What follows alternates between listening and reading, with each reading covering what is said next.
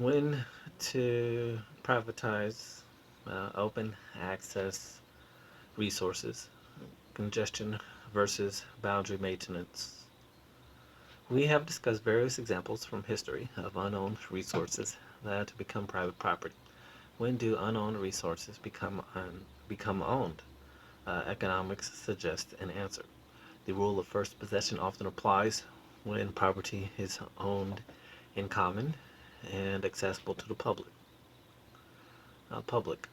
Property that is accessible for use by a broad public is called an open access resource. To illustrate, the seas are common property to which the public has access. In many cases, the fish and mammals in the sea can be owned by whoever catches them. Consequently, fish and marine mammals have been hunted far beyond the economic level, some to the brink of extinction. Similarly, in much of the world, common hunting land is overhunted, common pasture land is overgrazed, and public forests are overharvested. Much of the world's soil erosion and forest depletion is caused by the open access rule.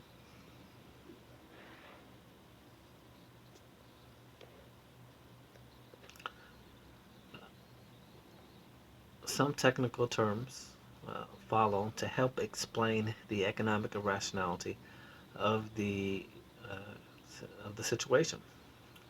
The maximum sustainable yield is the largest yield sustainable in the long run.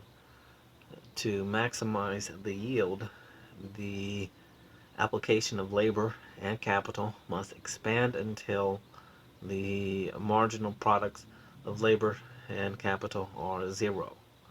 All of the world's major fisheries are currently fished beyond the maximum sustainable yield, which means that the marginal product of labor and capital is negative. In these circumstances, the catch on the fisheries would increase simply by making less effort and reducing expenditures on labor and capital. Similarly, the yield on many open access forests would increase by investing less effort and cutting fewer trees, and the yield on many open access pastures would increase by investing less effort and keeping fewer animals. Overused fisheries, forests, and pastures are analogous to a factory with so many workers that they get in each other's way and slow each other down. So the factory's total product would increase merely by reducing its total employment. Nothing could be more irrational than assigning people to work at jobs with a negative productivity. Preventing overuse of common resources involves controlling use by means of other than the open access rule. Tied ownership is one method, for example, to prevent overgrazing of common pastures. Small communities in Iceland traditionally tied access to common pastures to production on private pastures. Specifically, farmers were allowed to graze animals in the common highlands in the summer according to a formula based on the number of animals each farmer sustained in the winter from hay grown on private pastures and low lands. Another superscript 35, it reads C. T. Egerton, Analyzing Institutional Success and Failures, a Millennium of Common Mountain Pastures in Iceland, 12 INTN apostrophe L, Rev, Rev Law, and Econ 423, Open 1992, close. Back to the text. Another method to prevent overuse is privatization, which means, in this context, converting from public to private ownership. To illustrate, many people could homestead land, fish in the sea, or gather coral from reefs. In contrast, a private owner can exclude others from using his or her resource, granting private property rights over land. Whales or elephants would close access by limiting it to the owner. Thus, homesteading land converts it from public to private ownership. Some salmon streams have been converted to private ownership, and some villages have been given ownership of coral reefs. The conversion from common ownership to private ownership involves this trade off.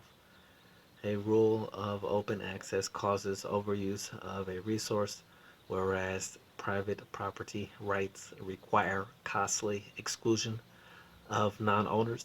This formulation suggests when an economically rational society will change the rule of law for a resource from open access to private ownership. When the resource is uncongested and boundary maintenance is expensive, open access is cheaper than private ownership. As time passes, however, congestion may increase and the technology of boundary maintenance may improve. Eventually, a point may be reached where private ownership is cheaper than open access. An economically rational society will privatize a resource at the point in time where boundary maintenance costs less than the waste from overuse of the resource. Superscript 36. It reads,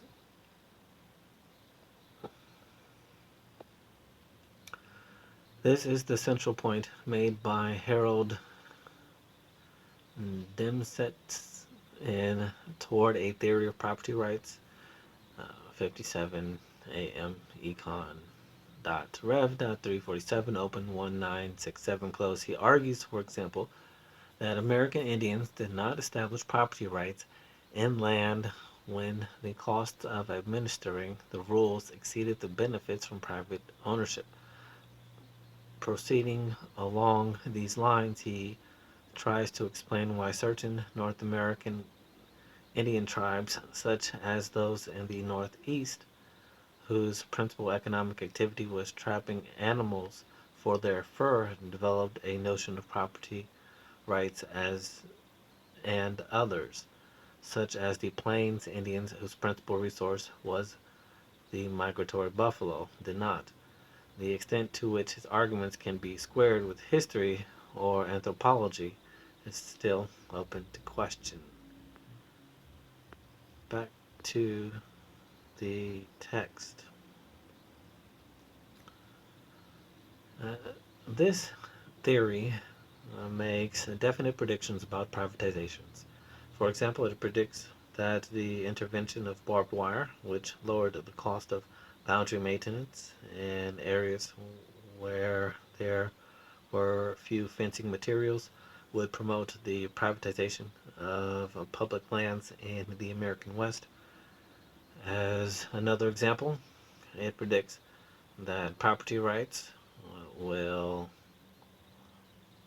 be created in the electromagnetic spectrum when broadcasters begin to interfere with each other.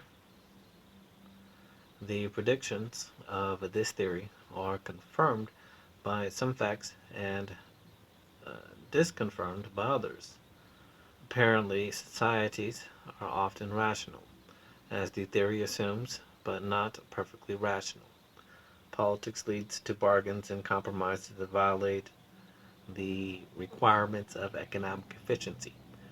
For example, of these compromises, read the box entitled Owning the Ocean.